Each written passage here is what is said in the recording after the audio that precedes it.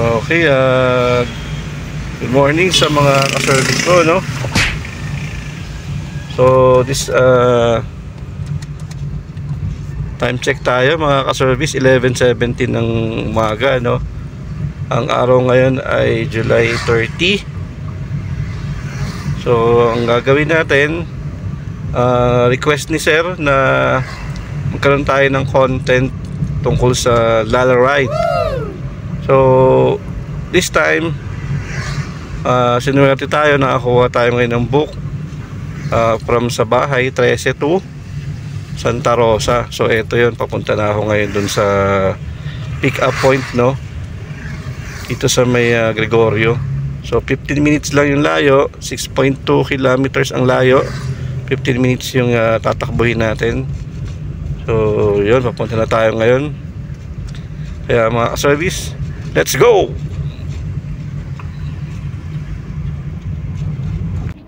Yun, okay mga service, naka isang Lala Ride na tayo, no? Time check tayo ngayon, 1:10 ng hapon.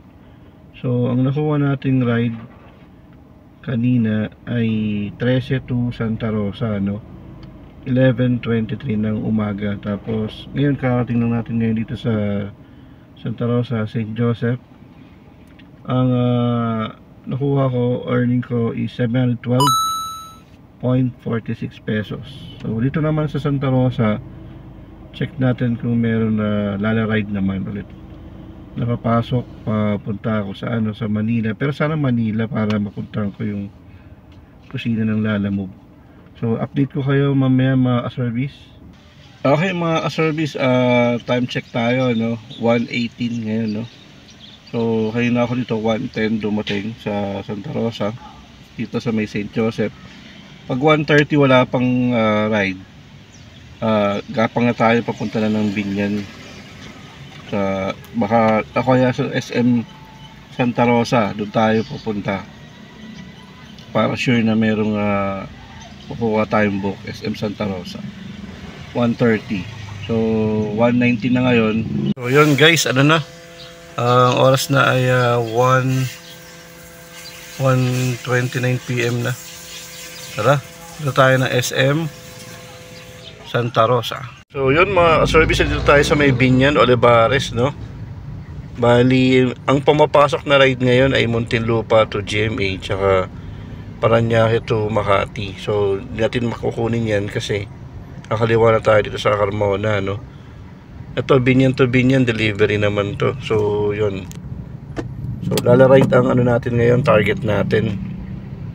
Ito sana, kaso layo Muntinlupa, kaliwa na tayo dito eh. So, kailangan ko makapunta ng Lala Move. Tapos, yun pa lang ang natin ngayon, no? Ang ride natin.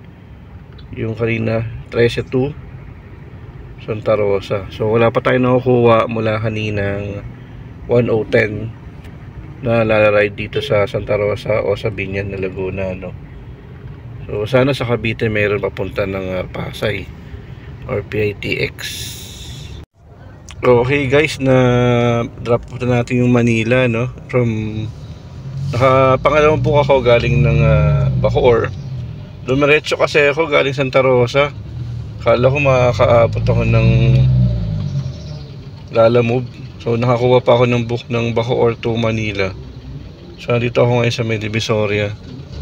Grabe ang na rito, ang luwag na ng kalsada. Wala na masyadong mga vendors. Makakaano ka na, baga makakagalaw ka na. Grabe ang luwag na dito. Ito medyo traffic lang, pero luwag na doon sa kabila yun, no? Grabe, oh. Lupit talaga ni Yorme. Okay guys, mga nakatatlong rides na tayo, Lala Rides. From Arena, 13 to Santa Rosa. Santa Rosa, hindi na ako naghintay ng book doon. Dumiretso na ako na papuntang Cavite. Tapos nagkaroon ako ng Bacoor to Manila, Lala Ride din. Then Manila to may Kawayan, Bulacan. Nandito ako ngayon sa may Kawayan. So nag-aabang ako ng Lala Ride ulit, pabalik ng Manila o Cavite. May nakita ako dito, Malabon, kaso 10 kilometers ang layo. Siguro gapang na lang ako pabalik. pa SM Valenzuela. Tapos habang gumagapang tayo yun, kuha tayo ng ride ulit para makuha natin yung 6 na mission. Ayun, saan na ba yun? 31 na, July 31 na to. Ayun, nakatatlo na tayo. 100 pesos pala, eto, redeem na natin to. Na-redeem ko na yung 20 tsaka 50. Isa pa kailangan ko para 250 tsaka 100. So isa pa tayong ride. Hanap tayo ng ride para malaki-laki incentive natin. Okay, update ko kayo mamaya. So yun mga service, tayo, naka-4 na Lala ride.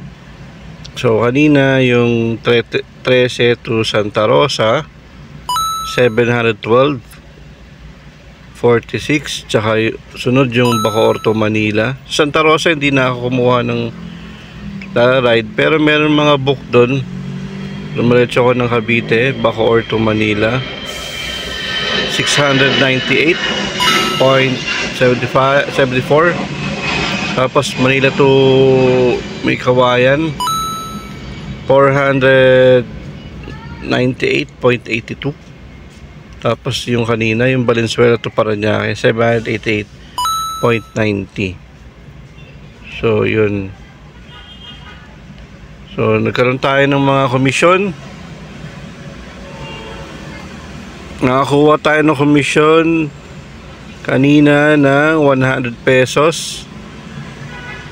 From July 30 to August 4, nakuha ko agad 100 pesos. Tapos yung 40 pesos plus 20. Hindi. So yun lang. Yun lang, bali 40 and 100. Yan, 140 na. 140 yung nakuha natin. Kasi yung iba, dati na to July 28. Tsaka to, July 30. 20, 50, tsaka 250. So, magkano yung total na natin na So, yun mga service, naka-4 tayo.